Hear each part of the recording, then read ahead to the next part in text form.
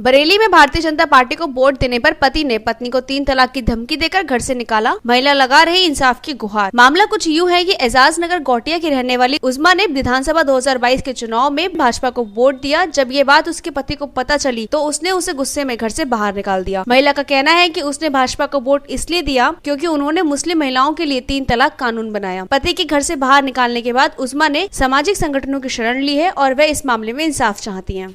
जी, मेरी शादी है लव मैरिज। हम दोनों की राजी थी, हम दोनों ने लव मैरिज करी है। 1 साल हो गया है। 2 जनवरी को शादी हुई थी 2021 में। तलाक मेरी धमकी दी है मुझे मेरे शौहर के मामू ने। ये कहा था, उन्होंने पूछा था कि जब योगी जी की सरकार बन गई थी तो उन्होंने कहा योगी की फिर से सरकार बन गई है। तो मैं हंस के बोली योगी जी को तो वोट मैंने भी दिया है, वो इतना अच्छा कर रहे हैं, इतनी अच्छी सरकार है। तो मैंने कहा 3 तलाक उन्होंने रोक दिए। तो उन्होंने ये कहा है कि जा अपनी 3 तलाक बचा ले, तू अब जो जोर लगा ले अपनी सरकार से कह दे। उन्होंने ये कहा है मुझसे। मेरा नहीं है, बिल्कुल हम लोग आराम से रहते हैं। मेरे सास ससुर से मुझे मतलब नहीं है, हम अलग रहते हैं उनसे। मेरे सास ससुर को मुझसे मतलब नहीं है।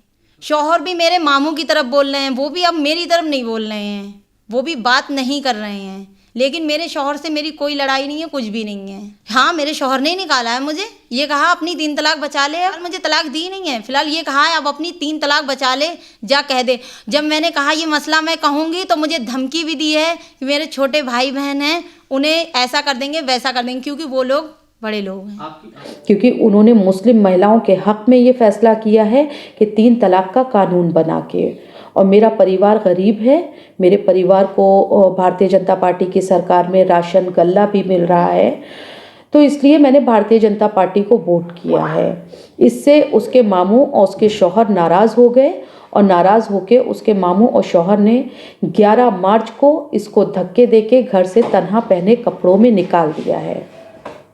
ये उज़मा ने हमें आके बताया है। तो हम फिलहाल इसमें अभी पहले उनके परिवार वालों से, जो ससुराल पक्ष है, पति है, उससे हम बात करने का प्रयास कर रहे हैं, क्योंकि लगातार पति का कॉन्टैक्ट नंबर जो हमें मिला है वो स्विच ऑफ आ रहा है।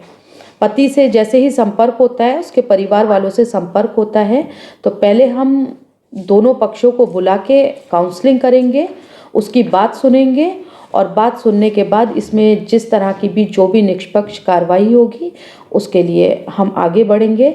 मेरा हक फाउंडेशन उज़मा को इंसाफ दिलाएगा। क्या लगता है सरकार ने जिससे प्रतिबंध करा है 3 तलाक को लेकर, उसके बाद भी इस तरह के मामले सामने आ रहे हैं?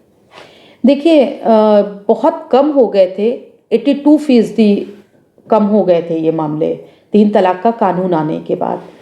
और इस पे अब कहीं ना कहीं महिलाओं को हमने भी अवेयर किया और 3 तलाक का कानून जब आ गया तो इससे मुस्लिम महिलाओं ने काफ़ी खुशी भी मनाई थी।